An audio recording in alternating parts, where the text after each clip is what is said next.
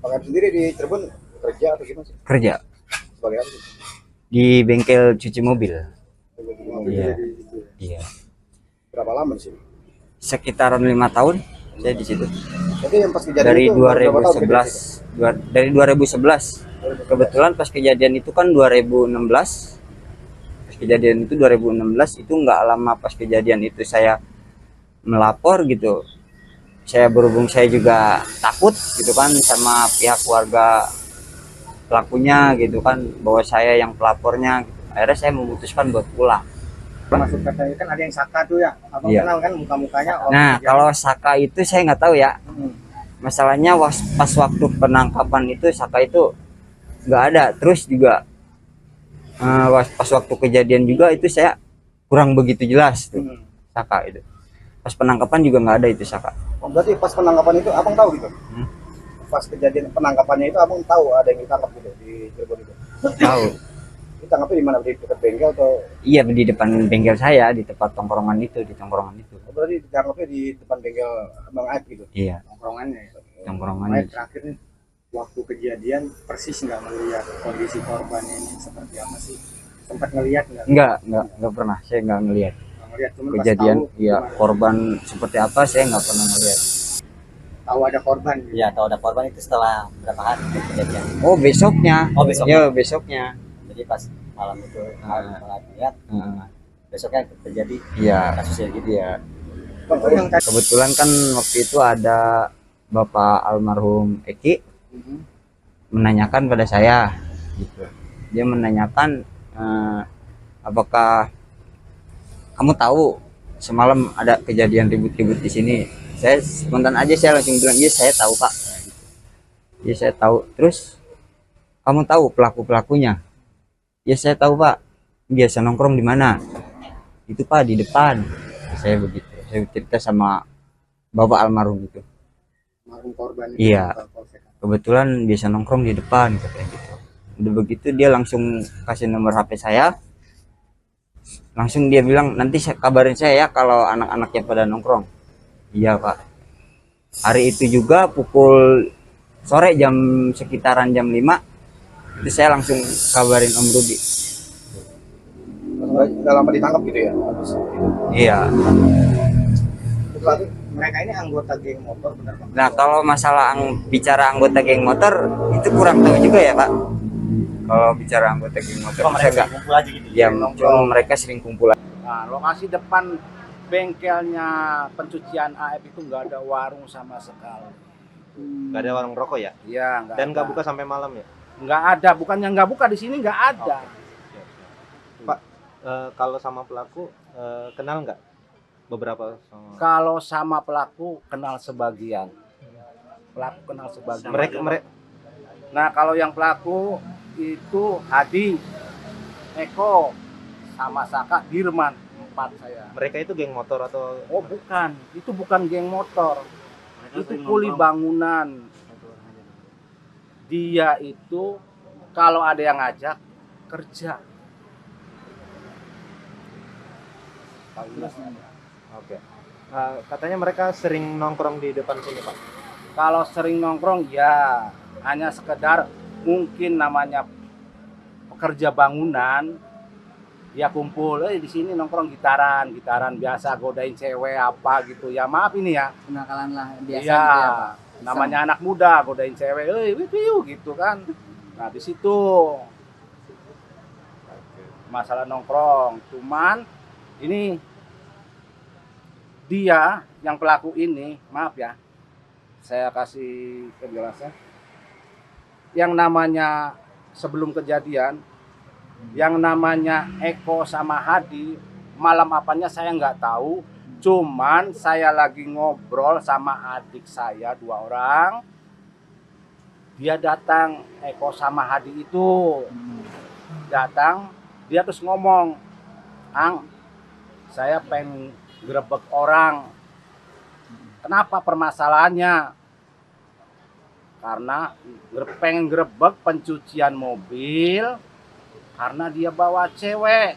Bener kamu ngomong kayak gitu? Bener Ang, kata si Eko sama Hadi. Ya udah kalau kamu bener, tapi kita ngikutin prosedurnya. Jangan semena-mena kita tahu main hakim sendiri. Izin RT dulu. Kalau kamu ya benar-benar ngomong kayak gitu, nanti tanggung jawab saya izin ke RT.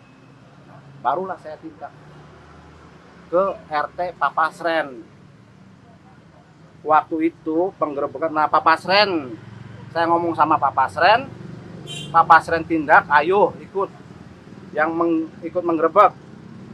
Eko, saya, adik ipar saya 2, saya sama Pak RT 6 orang dulu itu.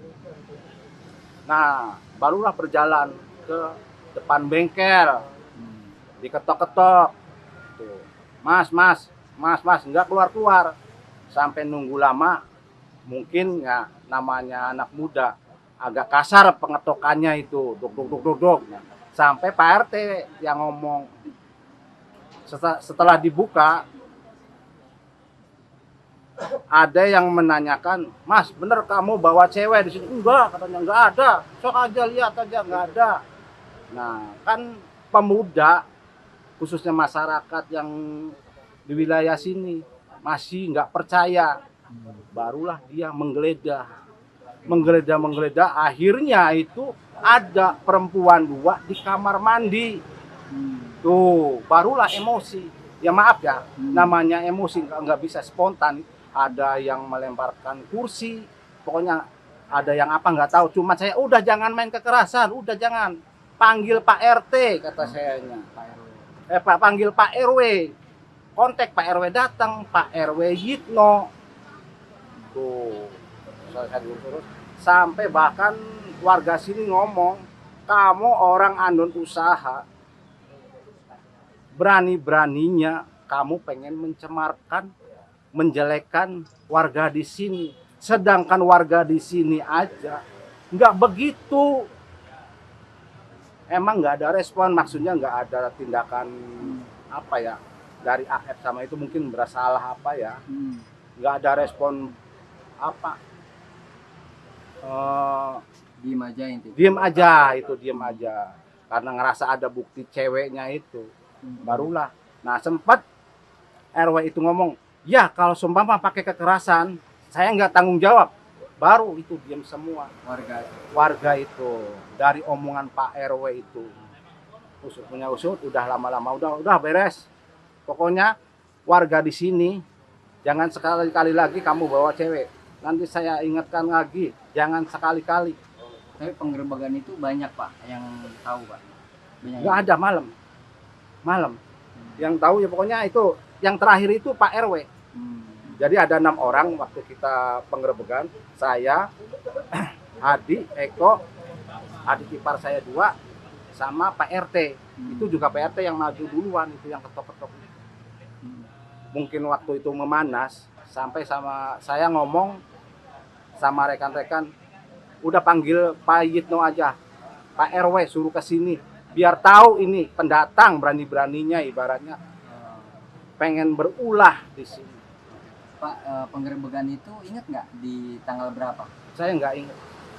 Tapi sebelum atau setelah Eko sama Hadi ditangkap? Sebelum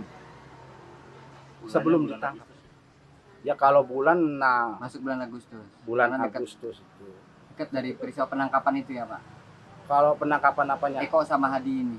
Kan ditangkap Eko sama Hadi. Ya deket. Ini kan di depannya.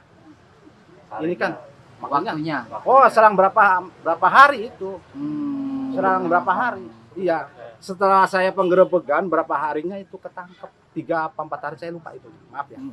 Lupa. Jadi Bapak menilai bahwa Eko sama Hadi ini bukanlah geng motor Pak? Bukan, itu bukan geng motor. Karena segala apa-apa, kalau Ang kemana, jadi saya itu sopan. Biarpun saya orang tua, merasa dihargai lah. Dan akhir-akhir ini sama AF ini hadir ke permukaan setelah dia dimintai keterangan polisi ya Pak, si AF ini yang menyatakan bahwa melihat adanya geng motor dan lain sebagainya ya Pak. Nah, sebetulnya di malam itu ada nggak sih Pak keributan-keributan di sini Pak? Nggak ada Mas, nggak ada keributan. Nggak ada geng motor. Kalau di sini sebenarnya nggak ada keributan, di sini aman-aman aja Mas, nggak ada permasalahan, nggak ada. Nggak ada tudingan di belakang showroom, ada mohon maaf ruda paksa, ada pina pembunuhan terhadap Eki dan lain sebagainya. Ada nggak Pak di waktu itu ada rame-rame begitu, ngedengar nggak sih? Nggak ada. Kalau semua ada keribuan paling masyarakat sini RT RW, lapor RT RW dulu. Nanti yang tindak RT RW. Nanti yang menangani sepengetahuan saya selama di sini kayak gitu.